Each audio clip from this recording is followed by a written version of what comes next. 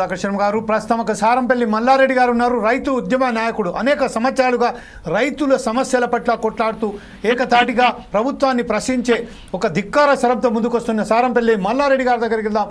మల్లారెడ్డి గారు ఫోన్ లైన్లో రెడీ ఉన్నారు. సార్, ఇప్పుడు ప్రస్తుతం మనం చూస్తే రైతులు ఎంత అయితే ప్రతి రైతు అంటే ఇప్పుడు ఏదైతే ఇంతకుముందు మనం మాట్లాడుకున్నాము వేరే సాగు రైతులకు సంబంధించి ఈరోజు పత్తి రైతుల విషయంలో కూడా అలాగే దళారుల చేతుల మోసపోతున్న రైతుల విషయంలో మీరు ఎలా స్పందిస్తారు, ఎలా విశ్లేషిస్తారండి? ఒక విషయం ఏంటంటే 2022లో గద్వాలలో 50,000 ఎకరాలలో పత్తి విత్తనాలు వేశారు. 8 పత్తి విత్తనాల కంపెనీలు వాళ్ళతో విత్తనాలు వేయించి వాళ్ళు నాణ్యత లేని విత్తనాలు ఇవ్వడం వల్ల నష్టపోతే దాని మీద మనం అగ్రికల్చర్ ఒక కమిషన్ వేయించి ఆ కమిషన్ ద్వారా ఎకరానికి 1,60,000 రూపాయలు ఇవ్వాలని నిర్ణయం చేశారు. ఆ నిర్ణయం చేసిన తర్వాత అప్పుడు జస్టిస్ చంద్రకుమార్ వీళ్ళందరం మేమందరం కూడా సైంటిస్టులు వెళ్ళాం. తర్వాత ఆ కేసు ఇప్పుడు వాళ్ళు సుప్రీంకోర్టుకు తీసుకెళ్లి ఇంతవరకు పెండింగ్ లో పెట్టారు. మహబూబ్ నగర్ లో 8 కంపెనీలు ఉన్నాయి. 8 కంపెనీలు ఏంటంటే విత్తనాలు ఉత్పత్తి చేసి రైతుల నుంచి విత్తనాలు తిరిగి కొనుగోలు చేయాలి. కానీ వాళ్ళు ఎంత మోసం చేస్తారంటే పత్తి తీసుకొని గింజలు తీసి తర్వాత ఏంటంటే జనరేషన్ రాలేదని మీ విత్తనాలు నాణ్యత లేవని చెప్పని డబ్బులు ఎగ్గొట్టడం ఇలాంటి పనులు చేస్తూ ఉన్నారు. వీటి మీద కేసులు కూడా వేయడం జరిగింది. ఎందుకంటే మన తెలంగాణ సమశీతోష్ణమైన ప్రదేశం. ప్రపంచంలో ఎక్కడ లేని విధంగా ఇక్కడ ఉత్పత్తి అయిన విత్తనాలు ప్రపంచంలో ఎక్కడైనా జర్మినేషన్ వస్తాయి. అందువల్ల ఏంటంటే మనం అమెరికా, జర్మనీ, చైనా, టర్కీ దేశాలకు మనం విత్తనాలు సరఫరా చేస్తున్నాం. అందులో మహబూబ్ నగర్ జిల్లా, వరంగల్, కరీంనగర్ ఈ జిల్లాలలో మనం విత్తనాలు బాగా ఉత్పత్తి చేస్తున్నాం. అయితే వాళ్ళు ఏంటంటే పత్తి ఒక ఎకరానికి 2 లక్షల రూపాయల పెట్టుబడి ఉంటుంది విత్తనం ఉత్పత్తి చేయడానికి. దానికి ఎంత 2 క్వింటాలు 3 క్వింటాలు వస్తాయి గింజలు.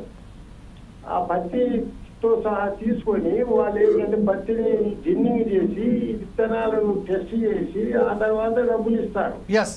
దాని మీద వాళ్ళు 1,00,000 కోట్లు సంపాదిస్తూ ఉన్నారు కంపెనీ వాళ్ళు.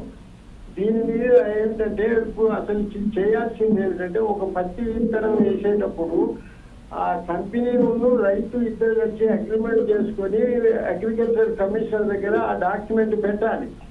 కానీ ఇక్కడ అగ్రికల్చర్ డిపార్ట్మెంట్ ఉత్తర చేతగాని దత్తమ్మలాగా తయారైంది. దీంతో పాటు ఏంటంటే అసలు ఎవరు ఉత్పత్తి చేస్తున్నారు, ఏం చేస్తున్నారు అనేటటువంటి తెలియదు. ఇంతకుముందు కేసీఆర్ ఏమన్నాడు, విత్తనం బౌలి చేస్తాను అన్నాడు. బౌలి చేసుడు కాదు, ఆత్మహత్యలు చేసుకున్నాడు విత్తన రైతులు.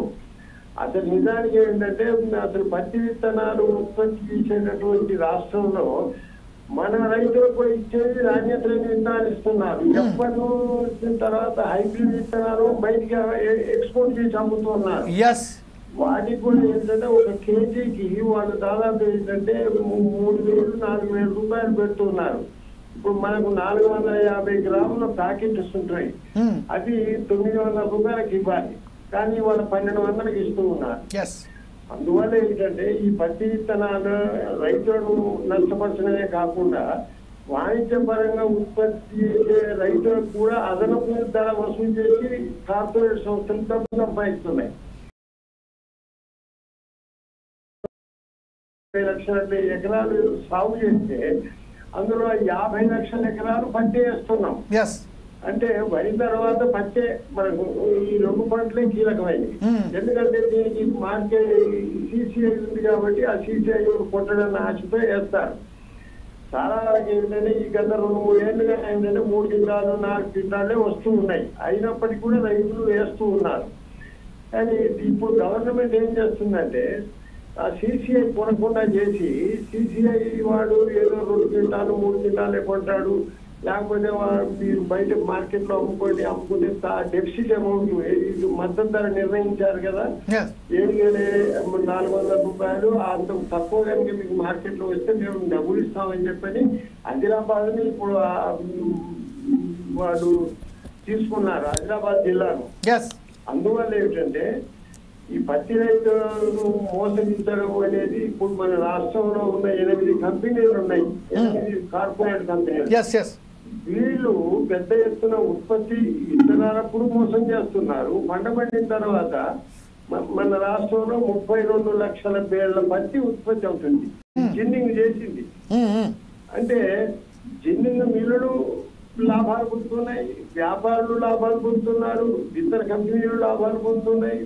పంట పండించే రైతు మాత్రం దివాళాలు ఇస్తున్నాడు, ఆత్మహత్యలు చేస్తున్నాడు. ఇప్పటికీ ప్రతి ఏటా 640 మంది రైతులు ఆత్మహత్య చేసుకుంటే అందులో 500 మంది పత్తి రైతులే. ముఖ్యంగా ఇప్పుడు మన మునుగోడు ఈ ప్రాంతాలలో ఎకరాకు 2 క్వింటాలు 3 క్వింటాల నుంచి రాదు.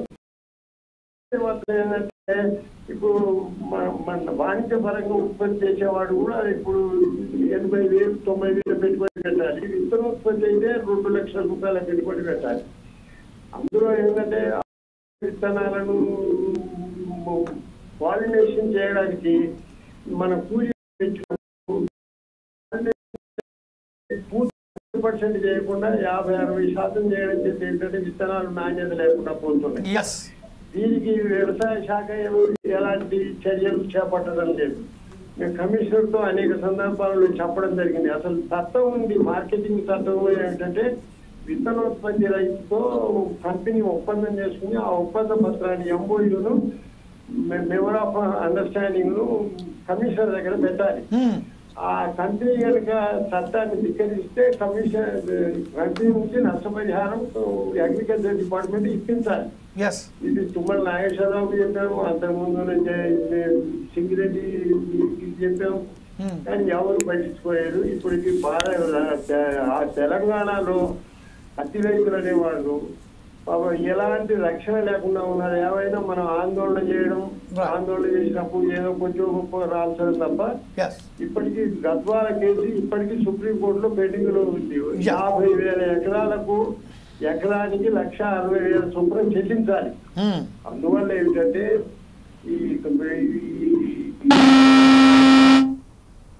రైట్ సార్, ఇదే విషయంపై మరొకసారి